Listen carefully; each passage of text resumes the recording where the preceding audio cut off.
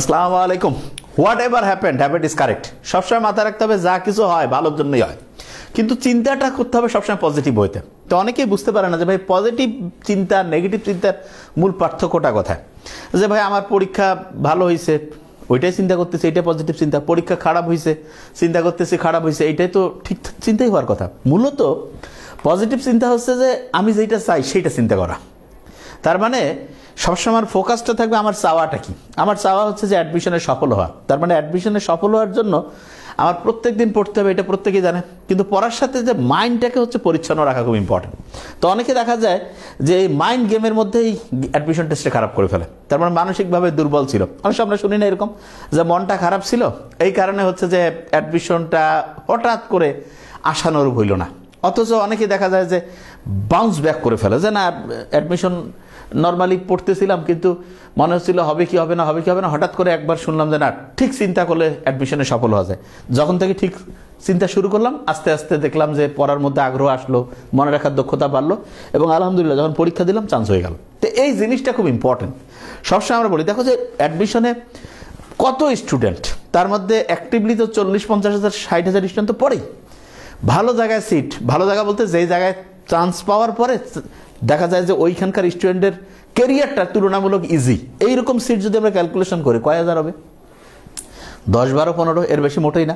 Medical ধরতে পারে 5,300, বুয়েট ধরি 1,000, তারপরে ঢাকা ইউনিভার্সিটি, তারপরে জাহাঙ্গীরনগর, এরপরে হচ্ছে যে রিনাউন ইউনিভার্সিটির যেই সাবজেক্টগুলো সবচেয়ে তুলনামূলক প্রেস্টিজিয়াস, এরপরে হচ্ছে যে এগ্রি ইউনিভার্সিটি, জিএসটি, সবগুলো মিলে 15-20 হাজার আমরা ধরতে পারি যে যেই জায়গাগুলো থেকে সবচেয়ে হচ্ছে যে স্টুডেন্টদের পরবর্তী যে ওই যেটাকে আমরা বলি যে জব ক্ষেত্রে ফ্যাসিলিটিটা তুলনামূলক বেশি।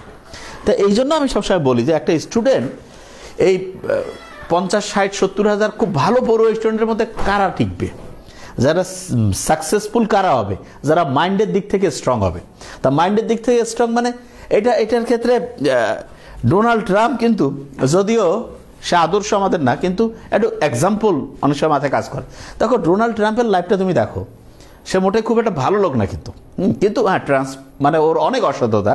কিন্তু একটা জিনিস স্বীকার করতেই হবে, সেটা হচ্ছে যে কোনো পরিস্থিতি তার নিজের প্রতি যে কনফিডেন্স, এটা কিন্তু বিস্ময়কর, আসলে বিস্ময়কর। দেখো যে ইউএস প্রেসিডেন্ট সম্ভবত একটা ইলেকশন জিতলো, তারপরে হারলো, হারার পরে ওর পার্টির লোকে ওর বিরুদ্ধে ছিল, তারপরে হচ্ছে যে ওর নামে বড় বড় মামলা চলতেছিল, সেইখান থেকে ব্যাক করে একেবারে মানে বুলেট 2বার অ্যাটাক হইলো জানের উপরে, তারপরে কি সাহসিকতার সাথে, ঠিক না? তার মানে এটার ইনবোর্ন একটা কোয়ালিটি। হ্যাঁ, অনেকে বলতে পারে যে ভাই তাহলে আমার তো এই কোয়ালিটি নাই, তাহলে আমি কি বাড়িতে পারা যাবে? খুব ইন্টারেস্টিং জিনিস হচ্ছে সাহসিকতাটা অনেকের জন্মগত থাকে, আর যার জন্মগত থাকে না সে কিন্তু এইটা যেটা বলা যেতে পারে যে পজিটিভ চিন্তাটা কি আমি সহজ করে বলি যে তুমি যদি নিজে চিন্তা করতে থাকো যে আমি এটা পারবো, নেগেটিভ কোনো চিন্তা আনতে দিবা না, আস্তে আস্তে তোমার ব্রেইন এই চিন্তাটাকেই সবসময় হচ্ছে পছন্দ করবে। তার মানে ব্রেইনের সামনে যখন দুইটা চিন্তা থাকে পজিটিভ নেগেটিভ, তুমি যেই অনুযায়ী চিন্তা করতে চাও আস্তে আস্তে ব্রেইন ওই চিন্তাটাকেই হচ্ছে নিজের পছন্দের চিন্তা নিয়ে আসে। একটা এক্সাম্পল দিই তাহলে বুঝতে পারবা। ধরা যাক যে তুমি হচ্ছে যে একটা অফিসে গেছো, যাওয়ার পরে তোমাকে এসে বললো যে স্যার আপনি কি খাবেন, চা না কফি? তা তুমি বললা যে আমি চা খাবো। আচ্ছা ঠিক আছে। তারপর আরও 5 দিন পর গেছো, ওই অফিসের লোক এসে বল স্যার কী খাবেন, চা না কফি? চা খাবো। তারপর আরও 1 সপ্তাহ পরে গেছো, যে জিজ্ঞেস করছে কী খাবেন, চা না কফি? চা খাবো। তো এইরকম করে যদি 8-10 বার তুমি প্রত্যেকবার যদি চা চা চা চাই, তাহলে শেষে কিন্তু ওই দেখবা তুমি যে বসার পরে ওই পিয়ন এসে তোমাকে চা দিয়ে দিছে, কারণ সে জানে যে তুমি তো চাই যাবা। বা কিছুদিন পর যদি জিজ্ঞাসা করে, তুমি কবা কিরে ভাই এতদিন বুঝো না আমি কি খাই? আচ্ছা সেইটা তো। তার মানে তুমি যেই অনুযায়ী চিন্তা করতে থাকো ব্রেইন ওই চিন্তাটা ধরে ফেলার পরে ওই তুমি দেখবা তোমার মোবাইলে যেই নাম্বারগুলো তুমি বেশি ফোন দিবা, ওই ডায়াল করতে ওই নাম্বারটা আগে দেখাবে, কারণ ও বুঝতেছে যে এইটাই করবে। তা জ্ঞানদাম করার দরকার কি? ঠিক তেমনি করে যে যেরকম চিন্তা করে তার ব্রেন ওই চিন্তাটাই শেষে তার সামনে নিয়ে আসে। তার মানে প্রথমে তোমার হাতে 2টা অপশন আছে, পজিটিভ নেগেটিভ। কিন্তু তুমি যদি কন্টিনিউয়াস পজিটিভ চিন্তা করতে থাকো দেখবা যে ব্রেন শেষে তোমার সামনে শুধু পজিটিভ চিন্তাটাই আনবে, এবং তুমি তখন কিছু না বললেও সে পজিটিভ চিন্তাটাই করবে। সে মনে করতেছে মালিক এটাই চাচ্ছে। আর অনেকে কি করে, উল্টাটা করে, নেগেটিভ চিন্তা নেগেটিভ, এইরকম করে নেগেটিভ করতে করতে শেষে ব্রেইন আর পজিটিভ চিন্তা ভুলে যায়, কয় না দরকারে নেই, নেগেটিভে নিয়ে আসে। খুব মজার কিন্তু জিনিসটা, যদি চিন্তা করো তাহলে বুঝতে পারবা। ব্যাপারটা এরকম যে এরকম হচ্ছে যে ওটাকে কি বলে ফেসবুকের মধ্যে যেই রকম জিনিস সে পছন্দ করবে, সে গেম পছন্দ করে, তার সামনে সব গেম চলে আসবে। সে ধরো যে ওই যে ওটা কী করলে মাথা মেসেজ করা মেশিন পছন্দ করে, ওইটাই আসবে। সে মনে করো বই পছন্দ করে, বইয়ের ভিডিও আসবে। তার মানে যে যেরকম পছন্দ করে ওই রকম জিনিসই কিন্তু তার সামনে আসবে। তা তোমার সামনে পজিটিভ নেগেটিভ দুই রকম অপশনে আছে। তুমি যদি ভালো কিছু করতে চাও, এটা তো সবাই আমরা জানি, পজিটিভ চিন্তা করতে হবে। তা পজিটিভ চিন্তা করতে পারি না কেন? অনেকের আবার একসময় হয় কি জানো, নেগেটিভ চিন্তা করতে করতে এমন অভ্যাস হয়েছে, পজিটিভ চিন্তা করলে মাথা ব্যথা শুরু হয়ে যায়। যে এটা আবার কেমন কথা, এক্সাম্পল দিই। ধরো একজন হচ্ছে গাঁজা খায় রেগুলার, বা হচ্ছে কোকেইন খায়, যে কোনো ড্রাগে অ্যাডিক্টেড। সে যদি রেগুলার এটা খাইতে থাকে, 6 মাস 9 মাস পরে সে না খাইলে কী হবে? কয় ভাই খুব খারাপ লাগতেছে, এই একটু গাঁজা খেয়ে ফেলি, একটু হচ্ছে কী খায়, কোকেন খাই। তার মানেটা কি? তার মানে হচ্ছে তুমি যেই রকম অভ্যাস ব্রেনে তৈরি করবা, ব্রেন কিন্তু একসময় ওই অভ্যাসটা না হইলে তখন কষ্ট লাগবে। তো অনেকের এরকম পজিটিভ চিন্তা করতে কষ্ট হয়। আবার তুমি এর উল্টাটাও আছে, যে সবসময় স্বাস্থ্যকর খাবার খায়, দই খায়, মাছ খায়, ডিম খায়, তারপরে সবজি খায়, যে এরকম পজিটিভ খাবার খায়, বিভিন্ন হচ্ছে বাদাম খায়, সে ওগুলো না গেলে তার ভালো লাগে না। আর যে নেগেটিভ, তার মানে যে যেই রকম করে রাস্তা খুঁজতে চায়, আল্লাহ তার জন্য ব্রেইনে ওই রকম রাস্তা খুঁজার রাস্তা ইজি করে ফেলে। তার মানে তুমি ভালোভাবে চিন্তা করবা, আল্লাহ তোমার ভালো রাস্তা খুলে দিবে। তুমি খারাপভাবে চিন্তা করবা, ওকে, ব্রেইনে ওই অ্যাক্টিভিটি তৈরি হয়ে যাবে। এই জন্য সমস্ত শিক্ষার্থীদেরকে বলবো, যারা অসাধারণ কিছু করতে চাও, always be positive, be positive.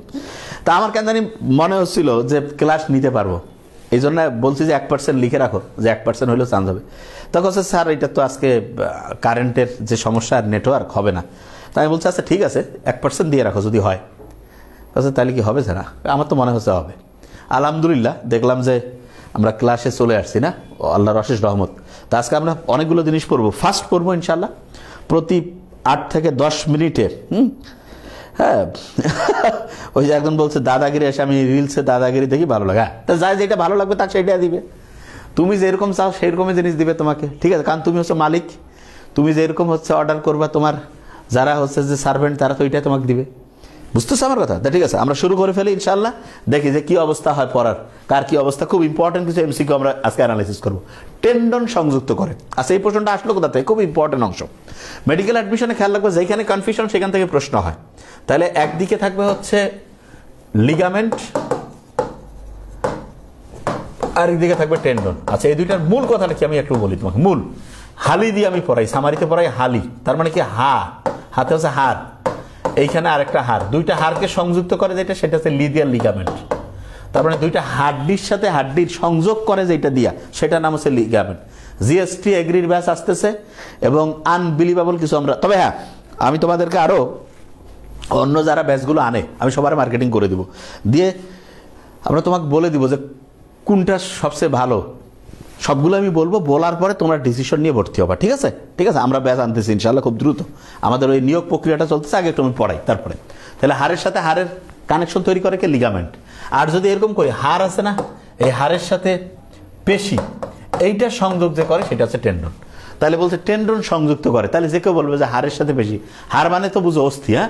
তাহলে পেশিকে অস্থির সাথে, তাহলে যে কেউ বলবে যে এটা তো খুবই ইজি জিনিস, অ্যাবসোলুটলি খুবই ইজি জিনিস। তাহলে আনসার করতে থাকো, কোনটা হতে পারে, খুবই ইম্পর্টেন্ট।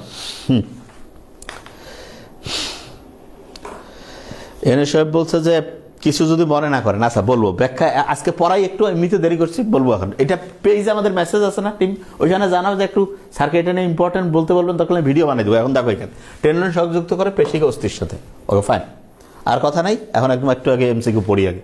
কোনটি মানুষের টার্সাল অস্থি? আচ্ছা 4 জায়গার অস্থি খুব ভালো করে মাথায় রাখবা। এটা হচ্ছে করোটিকা, এটা হচ্ছে মুখমণ্ডল, আমি একটু বলছি সামারিতে আছে। এটা হচ্ছে স্টেপ অফ 6, স্পেনয়েড, টেম্পোরাল, বুঝতে পারছো তো, এথময়েড, প্যারাইটাল, অক্সিপিটাল, ফ্রন্টাল। এইটা হচ্ছে মুখমণ্ডলের 14টা আছে এখানে, আর এখানে তো 8টা। এই মুখমণ্ডল হচ্ছে মামার জানালায় ভ্রমর দেখতে পাই। হাতের যে অস্থিগুলো আছে, যেটাকে আমরা বলি কি বলতো, কার্পাল অস্থি। She looks too pretty, try to catch her, ওকে।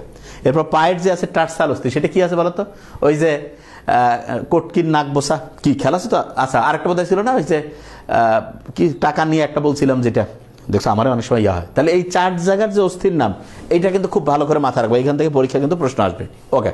তাহলে খুবই খুবই ইম্পর্টেন্ট। অলি, অস্থির সাথে অস্থি হচ্ছে লিগামেন্ট। হ্যাঁ, আবু বকর সিদ্দিক বলছে অলি, অস্থির সাথে অস্থি, হ্যাঁ ভেরি ফাইন, এটা আরো বেশি ভালো হয়েছে। অস্থির সাথে অস্থি হচ্ছে লিগামেন্ট, ও আমার সাথে ভালো বলছে। হালিটাকে আমি বলছি না, হাড়ের সাথে হাড় লিগামেন্ট, ও বলছে অলি, অস্থির সাথে অস্থি হচ্ছে লিগামেন্ট, ভেরি নাইস। আচ্ছা কোনটি মানুষের টার্সাল অস্থি? তাহলে টার্সাল যেটা পায়ের অস্থিগুলো যেগুলো আছে সেগুলো হচ্ছে টার্সাল, ঠিক না? আচ্ছা তাহলে হচ্ছে ট্যালাস, এটা অবশ্যই টার্সাল, ট্র্যাপিজিয়াম, ট্র্যাপিজিয়াম, ট্র্যাকিওয়েটাল, এগুলো হচ্ছে কি কার্পাল অস্থি। তাহলে হাতের অস্থি, পায়ের অস্থি, এটা খুবই ইম্পর্টেন্ট। যে কোনো ব্যাচ চালুর আগে আমরা গোটা রুটিন দিয়ে দিই যে কিভাবে আমরা শেষ করবো, টেনশনের কোনো কারণ নেই। তাহলে টার্সাল অস্থি হচ্ছে ট্যালাস। মানুষের করটিকার অস্থি কোনটা? তাহলে করটিকা মানে বুঝতেছো এই যে এইটা, এই গোটালটা করটি, এর মধ্যে করটিকা আছে, মুখমণ্ডল আছে। তাহলে হ্যাঁ, কালো টাকা কি না করে, অ্যাবসোলুটলি ওইটা আমি বলছিলাম যে কালো টাকা কি না করে। তাহলে হচ্ছে এই শ্লোকগুলো দিয়ে সুন্দর করে এটা মাথায় রাখবো যাতে করে প্রত্যেকের ব্রেইনে একদম ঢুকে যায়। ওকে, তাহলে করটিকার অস্থি, তাহলে এইটা স্টেপ অফ 6, তাহলে স্পেনয়েড, এটা হয় জাইগোমেটিক, ভোমার, প্যালাটাইন, এগুলো মুখমণ্ডল। তাহলে মুখের অস্থি আর এই করটিকা দুটা মিক্সড করে দেয়। আবার বলছি যে স্টেপ অফ 6 হচ্ছে করটিকা, মুখমণ্ডল হচ্ছে মামার জানালায় ভ্রমর দেখতে পাই, আর হাতেরগুলো হচ্ছে শিলুক্স, টুপ্রিটি, ট্রাই টু ক্যাসার, যারা সামারি করছো নিশ্চয়ই বুঝতে পারছো। আর ওই যে পায়েরগুলো আছে, হ্যাঁ কাল বুঝতে পারছো তো। তাহলে এই অনুযায়ী একদম সুন্দর করে মাথায় রাখবা। আচ্ছা, মানুষের করটিকার অস্থি স্পেনয়েড। আচ্ছা, এরপর আমরা চলে যাই বৃদ্ধাঙ্গুলে কার্পাল ও মেটাকার্পালের মধ্যকার অস্থি সন্ধি, খেলা আছে তো। ওই যে হেপিরিয়া কেন এলে সন্ধ্যাবেলার পরে, হিন্স, পিভট, তারপরে হেপিরিয়া কেন, কন্ডাইলয়েড, এলিপসয়েড কেন এলে সন্ধ্যাবেলা, saddle, ball and socket, plane, এই 7 রকম যে আছে এটা কিন্তু খুব ভালো করে মাথায় রাখবে। এখান থেকে কিন্তু প্রশ্ন হবে এবং কারো যাতে ভুল না হয় এই জিনিসটা খুব ইম্পর্টেন্ট। ওকে, আচ্ছা, তাহলে বলছে বৃদ্ধাঙ্গুলে কার্পাল, মেটাকার্পাল। তাহলে আমরা প্রত্যেকেই জানি বৃদ্ধাঙ্গুল যে আছে, স্যাট, ওই যে বৃদ্ধ অবস্থায় কবর কবিতা, স্যাড হয়ে গেছে, তাহলে স্যাড যদি হয় তাহলে স্যাডল। কার্পাল ও মেটাকার্পালের মধ্যকার অস্থি সন্ধি কোনটি বলতো? স্যাডল। অন্যগুলোর এক্সাম্পল কিন্তু অলরেডি আমি সামারিতে বলছি, এখানে আজকে যেহেতু আমরা একটু দ্রুত পড়বো, নাহলে আমি একটু ব্যাখ্যা বলতাম। স্বচ্ছ তরুণাস্থি কোথায় পাওয়া যায়?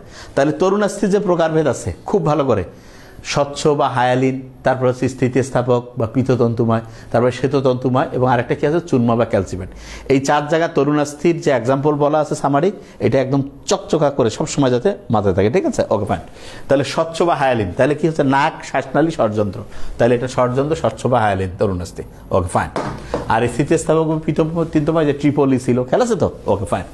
আচ্ছা, নিচের কোনটি অ্যাবডাক্টর বেশি? আচ্ছা, অ্যাবডাক্টর মানেটা কি দেখো, একটা হচ্ছে স্যার ওয়েবসাইটে স্যার ডেন্টালে, এই ফাহমিদা সুমাইয়া তুমি রুটিনে দেখো নাই, এই যে ফাহমিদা সুমাইয়া রুটিন না দেখে, রুটিনে দেখো তো ডেন্টালের পরীক্ষা নেক্সট কবে আছে তোমার। এই যে কালকে অনেকের পরীক্ষা আছে জাহাঙ্গীরনগর এ ইউনিটের, তারপরে ওই যে অনেকের আছে জগন্নাথের এই যে 13 তারিখ থেকে 14-15, এই কারণে ডেন্টালের নেক্সট পরীক্ষা কবে আগে দেখো।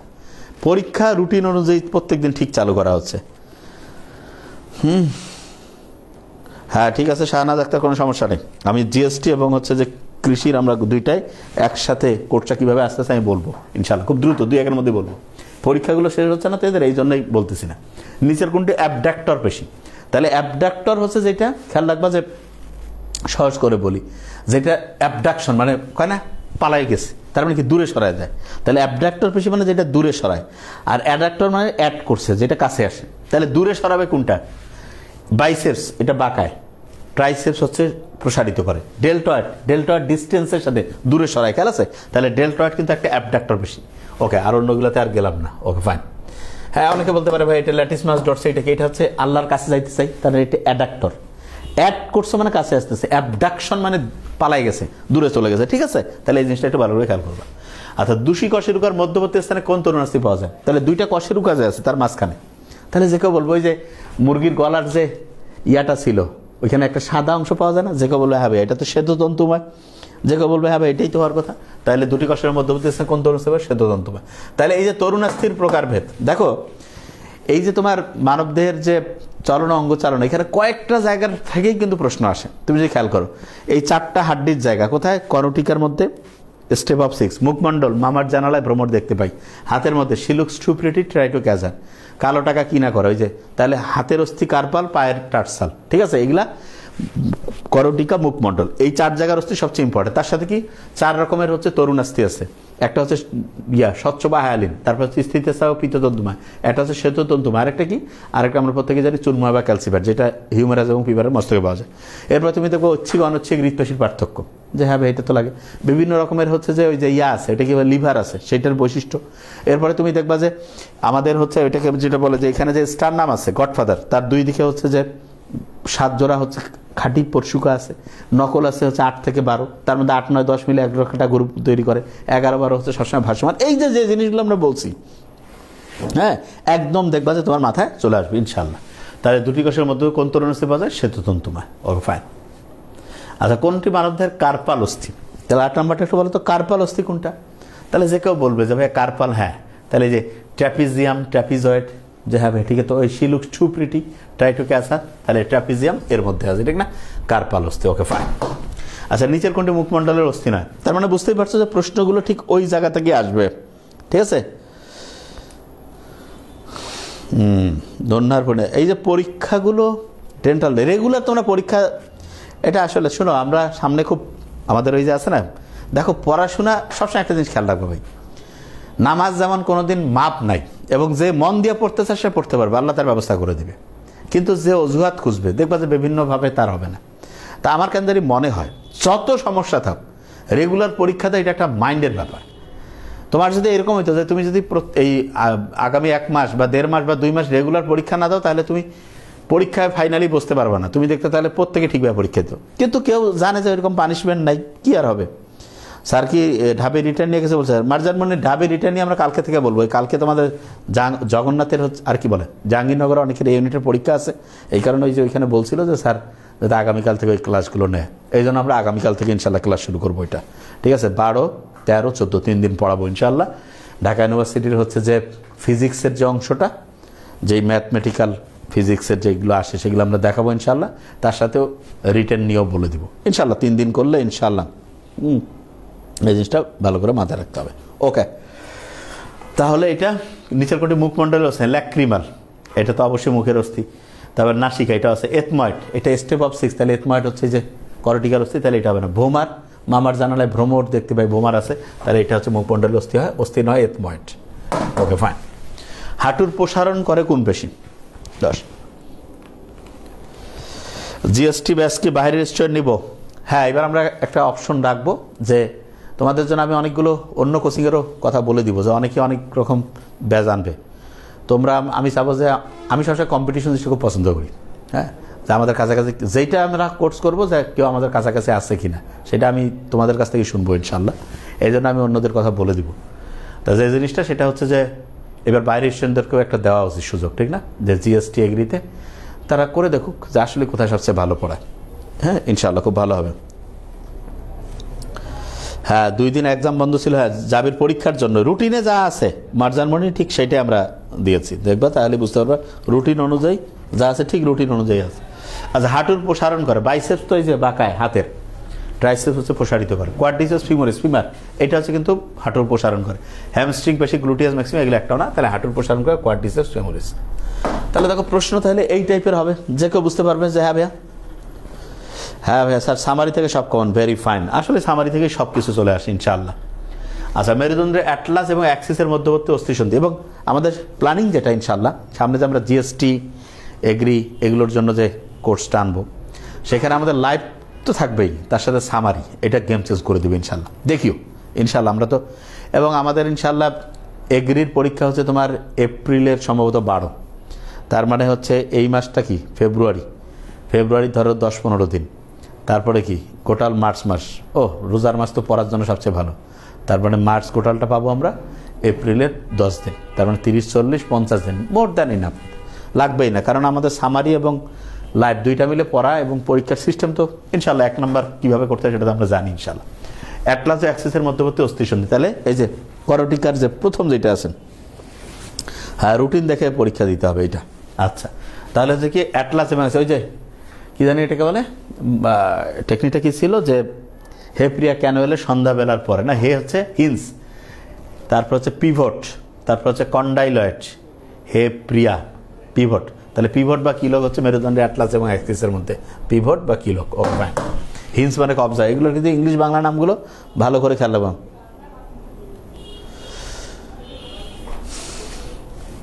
বাকি দিনগুলো যেই মডেল পড়তে গিয়ে যেখানে যেখানে ডিস্টার্ব হয়েছে সেই জায়গাটা ইয়ে করতে হবে। এখন আগে আরেকটা এমসিকিউ দেখি, 10টা করে এমসিকিউ আগে পড়ি, তারপরে বলবো। নিম্নকোটে মানুষের মুখমণ্ডলীয় অস্থি, ওই একই টাইপের কোশ্চেন্স, যে কেউ বলবে যে হচ্ছে কোনটা মুখমণ্ডলীয় অস্থি। প্যারাইটাল, এটা হচ্ছে যে তোমার স্টেপ অফ 6, এটা করটিকার। স্পেনয়েড করটিকা। ভোমার, এটা মুখমণ্ডল। এথময়েড হচ্ছে করটিকা। তাহলে বুঝতে পারছো তো, ভোমার হচ্ছে মুখমণ্ডলীয় অস্থি। এই জায়গাগুলো থেকে প্রশ্ন আসে। সামান্য প্রচেষ্টা বেশি ওজনকে উপরে তুলে ধরা, সামান্য প্রচেষ্টা বেশি উপরে তুলে ধরা, এই যে পা দিয়ে আমরা তুলে নিই, ঠ্যাঙের মধ্যে 2য় শ্রেণীর লিভার আছে, যে কেউ বলবে হ্যাঁ ভাইয়া, তাহলে এটা হচ্ছে 2য় শ্রেণীর লিভার, ওকে ফাইন। নিচের কোনটি করটিকার অস্থি নয়? করটিকা মানে বুঝতে পারছো, স্টেপ অফ 6। ইথময়েড বোন এটা হয়, temporal step of 7। Occipital. Lacrimal, lacrimal তো হচ্ছে আমরা জানি এটা এই যে চোখের এই যে এই জায়গার সাথে, তাহলে যে কেউ বলবে যে ভাই ল্যাক্রিমাল হচ্ছে মুখমণ্ডলের অস্থি, তাহলে করটিকার অস্থি নয়। প্রথম দুটি গিবা দেশীয় কশেরুকা অস্থি সন্ধির যে ধরনের, তাহলে যে প্রথম দুটি মানে হচ্ছে অ্যাটলাস এবং অ্যাক্সিস, তাহলে অ্যাটলাস এবং অ্যাক্সিস। তাহলে এটা যে কেউ বলবে যে ভাইয়া অ্যাটলাস এবং অ্যাক্সিসের মধ্যে তো আমরা প্রত্যেকেই জানি যে হিন্স পিভট, পিভট বা কিলো, ঠিক না? তাহলে জিন আকৃতি অস্থিসন্ধি মোটেই না, পিভট অস্থিসন্ধি। ওকে। বিপরীতধর্মী কার্য সম্পাদনকারী পেশা। আচ্ছা, বিপরীতধর্মী মানে বলছে তো আওয়ামী লীগ বিএনপি, হ্যাঁ, ভারত পাকিস্তান আর্জেন্টিনা ব্রাজিল, এইটা এরকম আমাদের শরীরে আছে। হ্যাঁ, তাহলে বিপরীতধর্মী যে কার্য সম্পাদনের পেশি দেখে কী বলে? অ্যান্টাগনিস্টিক। অ্যান্টা ওই কয় না যে সে আমার অ্যান্টি পার্টি, যেটা বলে হবে, তাহলে অ্যান্টাগনিস্টিক পেশি। যেমন বাইসেপস, ট্রাইসেপস, তারপর হচ্ছে ডেলটয়েড, তুলে সরাই, ল্যাটিসমাস ডরসি কাছে আনে, এইভাবে জিনিসটা খেয়াল রাখবে। অ্যান্টাগনিস্টিক পেশি, বিপরীতধর্মী কার্য সম্পাদনকারী পেশি হচ্ছে। মানবদের টার্সাল অস্থির অন্তর্ভুক্ত নয়। টার্সাল অস্থি, আচ্ছা, টার্সাল যেটা, কার্পাল তো হচ্ছে আমরা জানি যে হাতের গুলো, টার্সাল হচ্ছে পায়ের গুলো, তাহলে টার্সাল অস্থির অন্তর্ভুক্ত নয় কোনটা? খেয়াল রাখবা যে টেকনিকটা খুবই সহজ, একটু বুদ্ধি করে।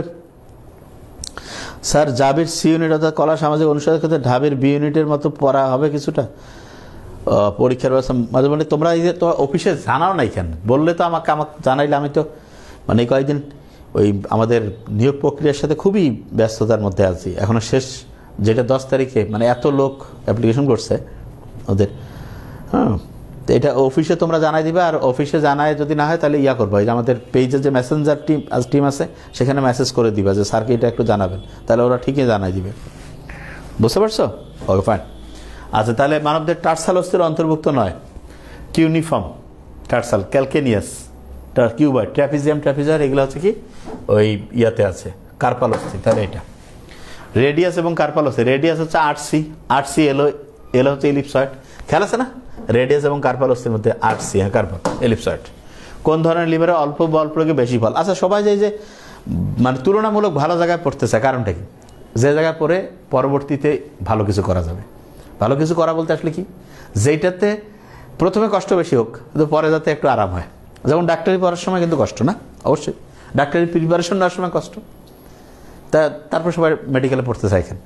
অথচ কাউকে যে তুমি ডিগ্রি পড়বা, এই যে তোমার কোনো পরীক্ষাও লাগবে না, তোমাকে হচ্ছে যে কোনো খরচও নাই, ক্লাসও নাই, খালি আরামে আরাম।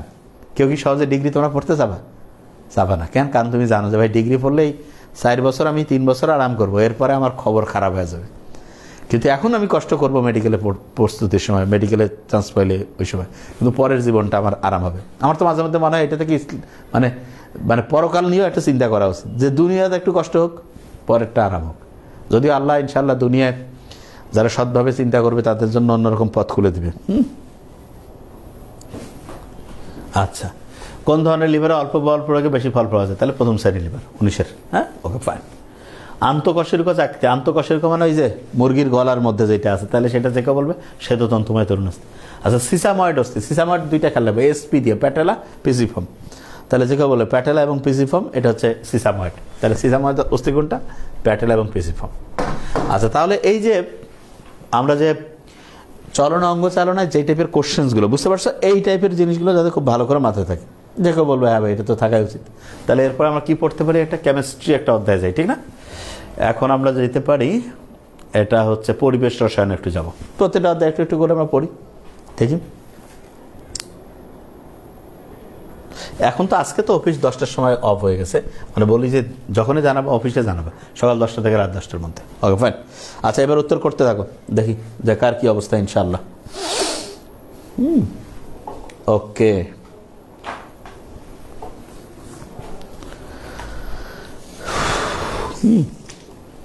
আচ্ছা, কোন একটা নমুনা পানির BOD, biological oxygen demand 3 milligram per litre নমুনা পানিটি সম্পর্কে কোনটা সঠিক? তাইলে এটা দেখো, যে একটা যে ছক আছে না, সেই ছক থেকে প্রশ্নটা আসছে। হ্যাঁ, আচ্ছা, ছক থেকে যদি প্রশ্ন আসে তাহলে এটা কিভাবে আমরা করতে পারি সেটা একটু খেয়াল করি আমরা। দেখা বলবে নমুনা বিওডি হচ্ছে 3 মিলিগ্রাম পার লিটার, তাহলে 1, 2 খুব ভালো, 3 হচ্ছে মোটামুটি ভালো, তাহলে এটা হচ্ছে মোটামুটি ভালো। ওই যে ছকটা আছে এটা, বুঝতে পারছো? অ্যাডমিশনে কিন্তু এই টাইপের কোশ্চেন কাছাকাছি আসবে, খেয়াল করতে হবে। ভবিষ্যৎ থেকে পাঠানো বেতার তরঙ্গ বায়ুমণ্ডলের কোন স্তরে বাধা পেয়ে পুনরায় পৃথিবীতে ফিরে আসে? তাহলে আমরা জানি যে বায়ুমণ্ডলের ওই যে স্তরে, এই যে আমরা যে মানে বেতার তরঙ্গ। দেখো যে তুমি মোবাইলে কোথায় একজন আছে, আমরা কোথায় পড়াচ্ছি, তোমরা কোথায়, এটা কি কিসের কারণে হচ্ছে? এই যে তড়িৎচুম্বকীয় তরঙ্গের মাধ্যমে যাচ্ছে, তার মধ্যে কি হচ্ছে? বেতার তরঙ্গ। তাহলে ভূপৃষ্ঠ থেকে পাঠানো বেতার তরঙ্গ, মানে কোনো তার লাগবে না, তার ফরজ আছে, কোন স্তরে বাধা পেয়ে পুনরায় পৃথিবীতে ফিরে আসে, তাহলে এটা আয়নোস্ফিয়ার হবে, ঠিক না? এটা কি হবে বলো তো? আয়নোস্ফিয়ার না এক্সোস্ফিয়ার? অনেকে এটা ভুল করবে। হ্যাঁ, এটা 2 নম্বরটা একটু উত্তর করো তো।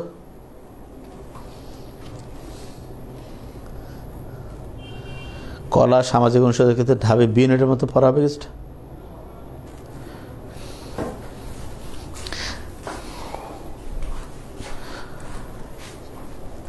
যে কোনো একটা জিনিস না দেখে আন্দাজে আমি কোনো কথাই কই না, কারণ একটা জিনিস হচ্ছে একটু চিন্তা ভাবনা করে অ্যানালাইসিস করে তারপরে বলতে হয়, আন্দাজে বললে এটা হবে না। হ্যাঁ, তাহলে এটা কি হবে? আয়নোস্ফিয়ার হবে। ওকে, ফাইন। বায়ুমণ্ডলের কোন স্তরের ভিতর দিয়ে জেট বিমান? সাধারণ বিমান চলে হচ্ছে যেটা দিয়ে জেট বিমান চলবে তার চেয়ে উপরে না, তা যে কেউ বলবো সাধারণ বিমান চলে হচ্ছে ট্রোপোমণ্ডলে। আর স্ট্র্যাটোস্ফিয়ার যেটা, সেইটাতে হচ্ছে চলবে কি স্টার হচ্ছে যারা, তারা হচ্ছে যে জেট বিমানে চলে। তো কোন স্তরের ভিতর দিয়ে জেট বিমান চলাচল করে? স্ট্র্যাটোমণ্ডল।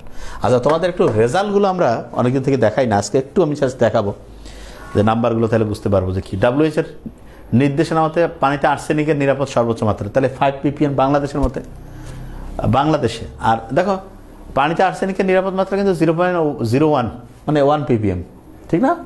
কিন্তু খেয়াল রাখতে হবে যে, আর কি বলো 1 ppm, কি মাথা গেছে আমার, 0.01। আর বাংলাদেশের জন্য কিন্তু 0.05, কি বুঝতে পারছো? এটা প্রত্যেকে জানো ইনশাল্লাহ, তাহলে এটা 0.05। আচ্ছা, 27°C আপনাদের কোন গ্যাসটা RMS গতিবেগ বেশি? আচ্ছা, RMS গতিবেগ মানে তুমি এটাকে অনেকটা সি এর সাথে চিন্তা করতে পারো। সি সমান √3/m। এম মানে হচ্ছে আণবিক ভর। আণবিক ভর যদি কারো কম হয় তাহলে তার RMS গতিবেগ বেশি। নাইট্রোজেন, হাইড্রোজেন, অক্সিজেন, ক্লোরিন, তাহলে সবচেয়ে আণবিক ভর কার কম? হাইড্রোজেন। এর আণবিক ভর কম, তাহলে এর RMS গতিবেগ সবচেয়ে বেশি হবে। তাহলে এই অনুযায়ী একটু ওকে। ওজোন স্তর ওদেরকে জানাই দিবে আগে, তাহলে ওরা আমাকে পাঠাই দিবে ওই জিনিসগুলো, যে কোনটা জানতে চাচ্ছ তো। ওজোন স্তর বায়ুমণ্ডলের কোন অঞ্চলে অবস্থিত? তাহলে আমরা জানি এটা হচ্ছে স্ট্র্যাটোস্ফিয়ারে অবস্থিত, ঠিক না? স্ট্র্যাটোস্ফিয়ারে হচ্ছে ওজোন মণ্ডল। ওজোন স্তর বায়ুমণ্ডলের কোন অঞ্চলে অবস্থিত? স্ট্র্যাটোস্ফিয়ার। নিচের কোন গ্যাসটির ব্যাপন ক্ষমতা বেশি? ফ্লোরিন, অক্সাইড, নিয়ন, ক্লোরিন। আচ্ছা, ব্যাপন ক্ষমতাটা খেয়াল রাখবা, মানে কত দ্রুত সরায় যেতে পারবে। তা এটা কিন্তু অনেকটা RMS এর সাথে মিলে যায়। তার মানে যে কোনো গ্যাসের আণবিক ভর যেইটা, সেইটার হচ্ছে বর্গমূলের বিপরীতভাবে হচ্ছে যে ওই ব্যাপন হারটা হয়। তার মানে ব্যাপন হার হচ্ছে আণবিক ভরের বর্গমূলের ব্যস্তানুপাতিক। তার মানে আণবিক ভর যার কম হবে।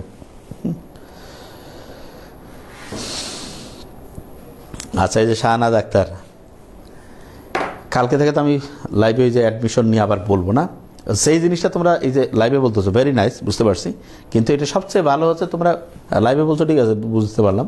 ডেন্টালের পরের দিন চিটাগাং ইউনিভার্সিটির এক্সাম, তাহলে পরের দিন একদিনে কি প্রিপারেশন নেওয়া যায় না? এখন থেকে তাহলে নিতে হবে। তো সেইটা পরীক্ষা ইনশাল্লাহ 15 তারিখ ঢাকা ইউনিভার্সিটির পরীক্ষা হয়ে গেলে তারপর আমরা ডেন্টালের সাথে ওই চিটাগাং ইউনিভার্সিটির পরীক্ষাটাও সেট করব, ঠিক আছে?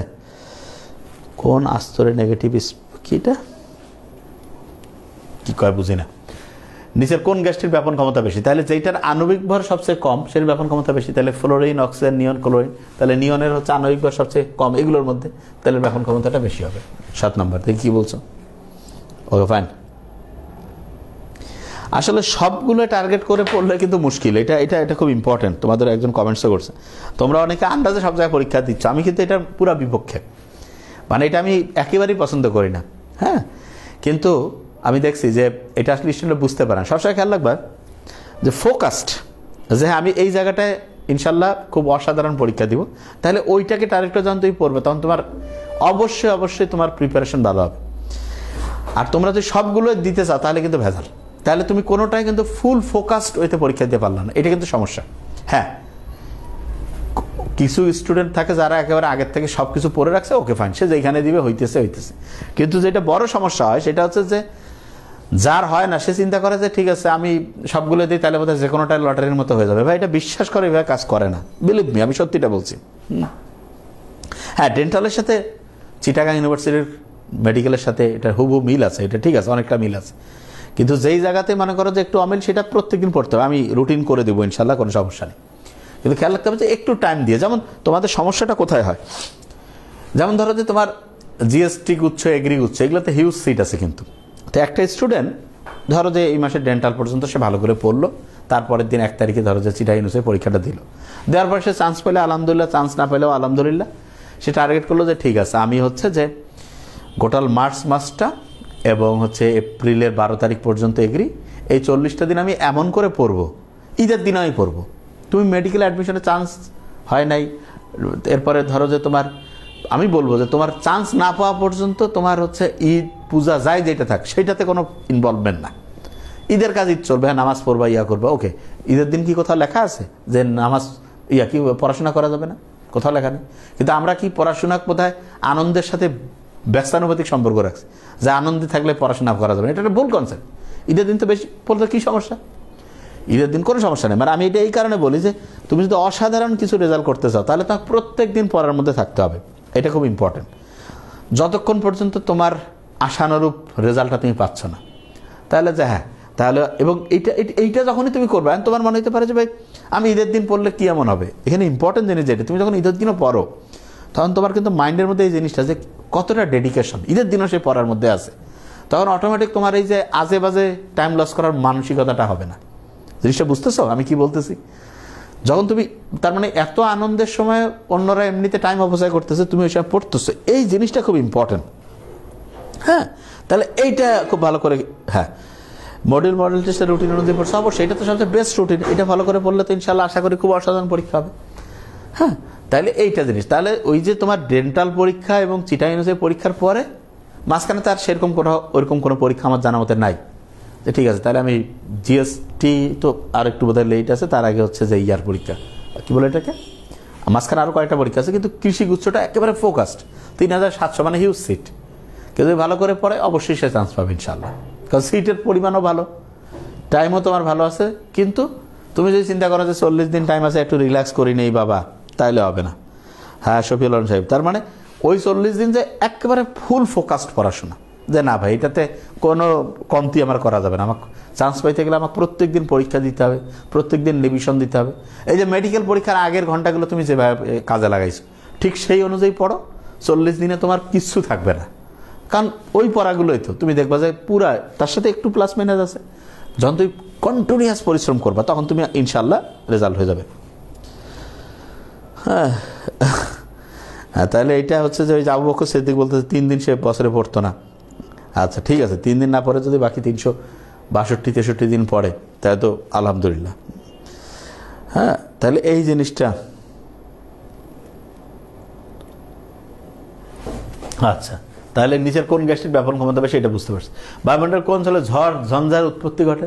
টাকা পয়সা নিয়ে ঝড় ঝাপটা, তারপরে টাকা হচ্ছে ট্রোপোস্ফিয়ার, তাহলে এই নাম্বারটা ওকে। 44 গ্রাম কার্বন ডাইঅক্সাইড না আদর্শ গ্যাস সমীকরণ কোনটি?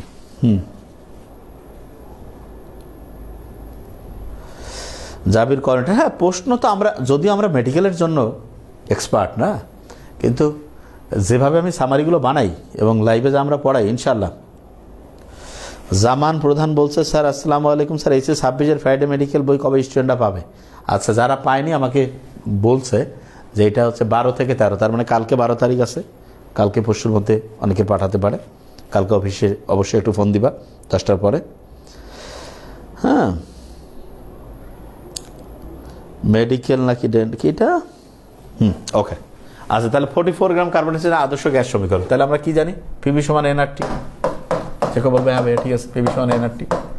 তাহলে এন সমান আমরা জানি কার্বন ডাইঅক্সাইড তো কার্বন হচ্ছে 12, অক্সিজেন 2টা 16 দুগুণে 32, 44 মানে 1 গ্রাম, তাহলে এন সমান 1, তাহলে পিভি সমান হচ্ছে 1 আরটি, তার মানে আরটি, তাহলে পিভি সমান আরটি, এ নাম্বারটা ওকে। আচ্ছা নিচের কোন জোড়া লুইস অ্যাসিড? আচ্ছা তোমার খেয়াল আছে তো এইটার সাথে কিন্তু অনেকটা ইলেকট্রোফাইল নিউক্লিওফাইলগুলো এটা কিন্তু অনেকটা মিলবে ঠিক আছে। এইচএসসি 26-এর হ্যাঁ সামনে সব কোর্স আসতেছে, আমাদের নতুন অন্যরকম একটা টিম আমরা তৈরি করতে যাচ্ছি ইনশাআল্লাহ, সেটা কাজ চলতেছে ওই যে ভাইবার প্রক্রিয়াটার, তারপরে সব কোর্স 2-1 চলে আসবে ইনশাআল্লাহ। কোন ধরা লুইস অ্যাসিড? তাহলে 10 নম্বর আমি বলছি যে বাংলাদেশ এয়ারফোর্স দিয়ে মিলাবা, খেয়াল আছে? লুইস অ্যাসিড হচ্ছে বাংলাদেশ এয়ারফোর্স, বাংলাদেশ এয়ারফোর্স এটা হচ্ছে boron trichloride, boron trifluoride, aluminium chloride, ferric chloride, হ্যাঁ সালফার ট্রাইঅক্সাইড, এগুলো সব হচ্ছে লুইস অ্যাসিড। এবং তুমি যদি খেয়াল করে দেখো এই লুইস অ্যাসিড সমান সমানই তুমি খেয়াল রাখবা এগুলাই কিন্তু সবগুলো ছিল হচ্ছে ইলেকট্রোফাইল। দেখো তো এগুলো ইলেকট্রোফাইল না, দেখছো ইলেকট্রোফাইল। তা যখন পড়বা একটু বুদ্ধি করে পড়ো তো, ইলেকট্রোফাইল যে ভাই ঠিক আছে। তাইলে এরা ইলেকট্রন কি হচ্ছে কি করে, ইলেকট্রোফাইল। তাহলে দেখো একটু, তাহলে এটার কথা হতে পারে পানি। পানি কি হচ্ছে নিউক্লিওফাইল। নিউক্লিওফাইল 10 হয়, 9 বা 10। ওই যে দেখো হাইড্রোজেন 2 আর অক্সিজেন 8 2 10। অ্যালুমিনিয়াম ক্লোরাইড হয় কিন্তু এটা তো হবে না। অ্যালুমিনিয়াম ক্লোরাইড বোরন ট্রাইফ্লোরাইড এটা হবে। অন্যগুলো একটু দেখি, বোরন ট্রাইফ্লোরাইড অ্যামোনিয়া, এটা হচ্ছে নিউক্লিওফাইল, মানে অ্যামোনিয়াটা আর কি। অ্যামোনিয়া এটা হচ্ছে নিউক্লিওফাইল, অ্যামোনিয়াম। তাহলে একটা নিউক্লিওফাইল একটা ইলেকট্রোফাইল মিক্সার করে রাখছে সবগুলো, বি নাম্বারটায় ঠিক আছে। কত সহজ জিনিস, ঠিক না? তো যে কেউ যে হবে এটা তো আসলেই খুব মজা, কিন্তু যদি একটু যে কেউ বুদ্ধি করে পড়ে কত ইজি, ঠিক না? আচ্ছা, আর কয়েকটা প্রশ্ন আমরা দেখি। তাহলে আমরা প্রায় 20 আর 10 30টা প্রশ্ন আলোচনা হয়ে গেল না? কতক্ষণ আছে লাইভে আমরা? 35 মিনিট। Very nice. আচ্ছা, এখানে তুমি দেখো অ্যামোনিয়ার সাথে HCl মিলে হচ্ছে অ্যামোনিয়াম। আচ্ছা, আমি একটু ইয়াটা দেখাই, দেখো একটু রেজাল্টগুলো একটু দেখাই যে কে কীরকম রেজাল্ট। যেমন ডেন্টালের ক্ষেত্রে এটা ঢাবি ক গুচ্ছ, এক খালি ফার্স্ট রেজাল্ট দেখাবো। মাসুমা আক্তার তুবা 48.75, বাস। অন্যগুলো এখন থেকে ফার্স্ট কে হওয়ার জন্য টার্গেট করে পরে সেটা দেখতে হবে, তাহলে বোঝা যাবে যে কার আগ্রহটা, যে মানে একেবারে খালি ফার্স্ট। দেখি এরপরে এটা কি আছে যদিও, কিন্তু ফার্স্ট। শামীম তাসনিম, এটা হচ্ছে ফ্রাইডে মেডিকেল, এটা কত রে? এটা হচ্ছে 2025-এ ভাই 86.50 Shamim Tasnim. Okay fine, 2025 Friday medical. 2026-এর ফ্রাইডে মেডিকেল দেখি এটা কত পেয়েছে। আফরিনা বিনতে রশিদুল 80.75, কংগ্রাচুলেশন। এরপরে হচ্ছে কি আছে দেখি, ডেন্টালের এটা একজনকে দেখাই শুধু, ইসরাত জাহান স্নিগ্ধা 83.75। তার মানে ভালো করে পড়ো, কংগ্রাচুলেশন, ঠিক আছে? ওকে ফাইন। আচ্ছা, টার্গেট করে পড়ো। আচ্ছা, অ্যামোনিয়া এবং HCl মানে অ্যামোনিয়াম আর হচ্ছে ক্লোরাইড, ঠিক না? এই বিক্রিয়া অনুবন্ধী অম্ল কোনটা? অনুবন্ধী অম্ল মানে খেয়াল রাখবা যেটার মধ্যে প্লাস চিহ্ন আছে সেটা অনুবন্ধী অম্ল, যেটার মধ্যে মাইনাস চিহ্ন আছে সেটা অনুবন্ধী ক্ষার। তাহলে এই যে প্লাস চিহ্ন অ্যামোনিয়াম, এইটা হচ্ছে অনুবন্ধী এখানে অম্ল। ওকে, বুঝতে পারছো ইনশাআল্লাহ? দেখো বলবে হ্যাঁ ভাইয়া অবশ্যই। এরপরে খাদ্য শৃঙ্খলার মাধ্যমে মানুষের কোন ধাতুর আয়নের আধিক্যের কারণে অস্টিওপোরোসিস রোগ হয়? তাহলে অস্টিওপোরোসিস কোনটার কারণে হইতে পারে? ক্যাডমিয়ামের কারণে মধ্যে হাড় হচ্ছে দুর্বল হয়ে যায় না, হাড্ডি নরম হয়ে যায়, অস্টিওপোরোসিস হয়। 12 নম্বরটা এটাও ক্যাডমিয়ামের কারণেই হবে, ঠিক না? ওকে, তাহলে অস্টিওপোরোসিস হচ্ছে ক্যাডমিয়াম। কোন ভারী ধাতুর আয়নের পানীয় জলের দূষণে শিশুর IQ হ্রাস পায়? IQ এর সাথে খেয়াল রাখবা, ওই যে IQ এর সাথে IPS মিলাবা, তাহলে লেডের কারণে হচ্ছে IQ কমে যায়। একজন আরে ভাই ক্যাপশনে মেডিকেল লিখছেন কেন? কোন ক্যাপশনে মেডিকেল লিখছে কেন? কিসের কারণে বুঝি না। এটা হচ্ছে লেট হবে। কোনটির বিষ খাওয়ার ফলে শরীরের জয়েন্টে তীব্র ব্যথা অনুভূত হয়? 14।